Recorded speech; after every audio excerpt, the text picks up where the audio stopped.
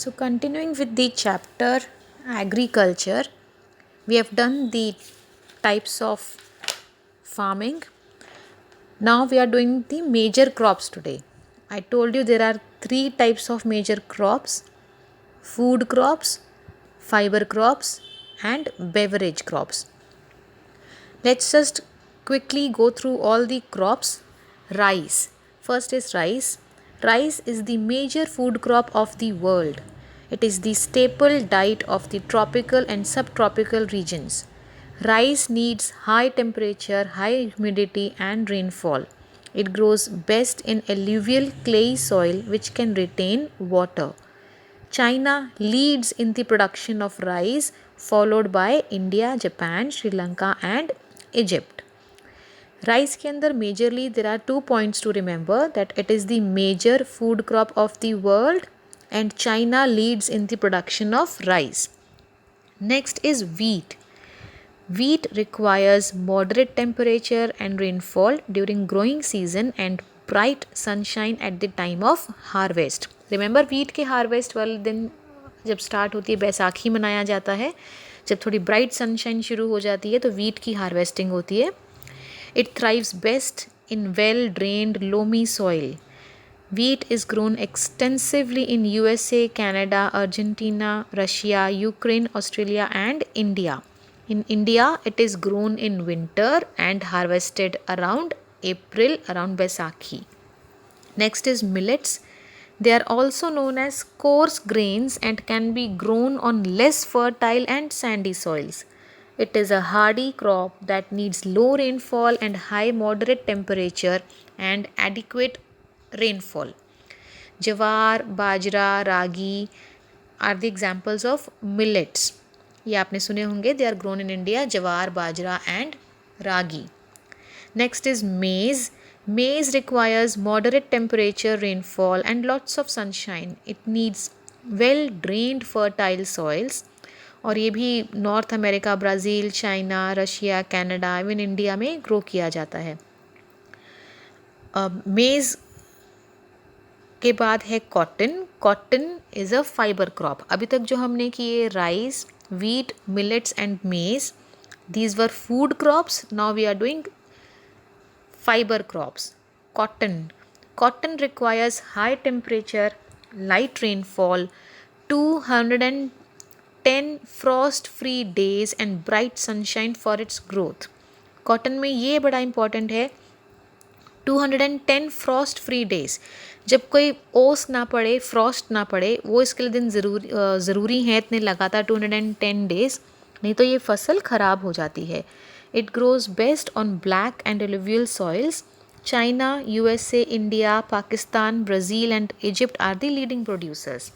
Cotton textile industry का ये एक बहुत मेजर मेन रॉ मटेरियल है. कॉटन प्लांट से ही जो टेक्सटाइल इंडस्ट्री, जो सब गारमेंट्स, कपड़े बनते हैं, कॉटन के कपड़े के लिए कॉटन का प्लांट बहुत ज़रूरी है. Next fibre crop is jute. Jute is also known as the golden fibre, क्योंकि उसका कलर गोल्डन जैसा होता है. Golden fiber. It grows well on alluvial soil and requires high temperature, heavy rainfall and humid climate. It is grown in the tropical areas and India and Bangladesh are the leading producers. Now we come to the beverage crops. Coffee. Coffee requires warm and wet climate and well drained loamy soil. Hill slopes are more suitable for growth of this crop. Brazil is the leading producer of coffee in the world, followed by Colombia and India. Tea. Tea is also a beverage crop. It is grown on plantations. Remember plantations, यहाँ पे एक ही type of crop बहुत large scale पे grow किया जाता है. This requires cool climate and well distributed high rainfall throughout the year for the growth of its tender leaves. आपकी book में यहाँ बॉक्स के अंदर ऊपर लिखा है maize is also known as corn. भुट्टा या छल्ली जिसको हम बोलते हैं पंजाबी में. कलरफुल वैराइटीज़ ऑफ मेज़ मिलती हैं अक्रॉस द वर्ल्ड. एंड उसके नीचे is an interesting fact, who discovered the coffee plant. There are various different stories and versions कि कैसे क्या डिस्कवर हुआ था. एक स्टोरी है कि कल्दी एन अरब गोट हर्डर, जो गोट्स को पालता था, he was puzzled by the queer antics of his flock, tasted the berries of the evergreen bush on which the goats were feeding. On experiencing a sense of exhilaration, he proclaimed his discovery to the world. कि अपनी goats को जब वो herding करता था, उनको वो बड़ा हैरान होता था कि गोट्स जो हैं ये हमेशा ये एक प्लांट की ये बेरीज़ खाती हैं। तो उसने भी जब वो बेरी खा कर देखी, उसको एकदम बहुत मतलब खुशी वाली एकदम माइंड में एक फीलिंग उसको आई, और बस तब से बोलते कि हाँ, उसको पता चला कि हाँ जी ये कॉफ़ी है। उसने डिस्कवर करा कि हाँ ये कॉफ़ी है which we can use now. Coming to the next page, agricultural development. Agricultural development refers to the efforts made to increase farm production in order to meet the growing demands of increasing population. Agriculture को develop करना बहुत ज़रूरी है क्योंकि population बहुत बढ़ रही है, तो फूड की भी और हर चीज़ की रॉ मटेरियल की डिमांड बढ़ रही है, तो इसलिए एग्रीकल्चर को डेवलप करना is very important. This can be achieved in many ways, such as increasing the cropped area, the number of crops grown, improving irrigation facilities, use of fertilizers and high yielding varieties of seeds. Mechanization of agriculture is also another aspect of agricultural development. The ultimate aim of agricultural development is to increase food security.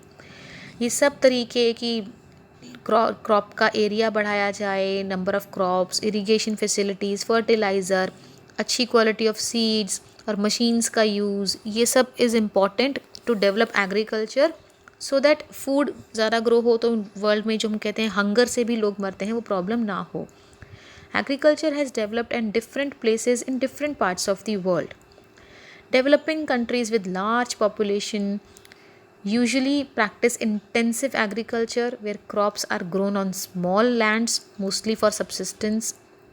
Larger holdings are more suitable for commercial agriculture, as in USA, Canada and Australia.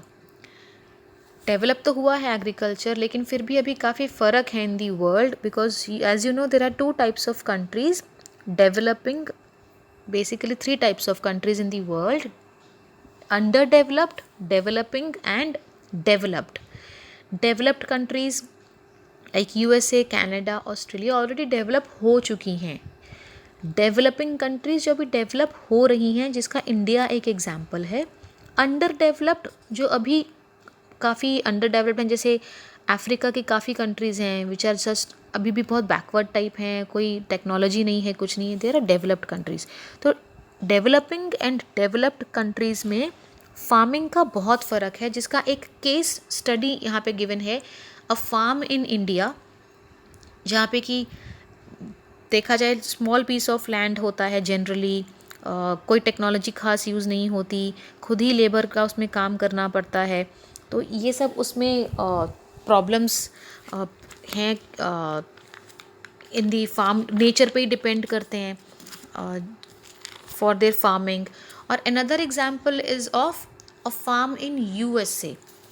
USA के अंदर इतने huge farms हैं, अगर आप देखो यहाँ picture में, कि अपने फार्म को स्टडी करने के लिए भी उनको सैटेलाइट की हेल्प लेते हैं, इतनी टेक्नोलॉजी यूज़ करते हैं, मशीन्स यूज़ करते हैं इसके लिए.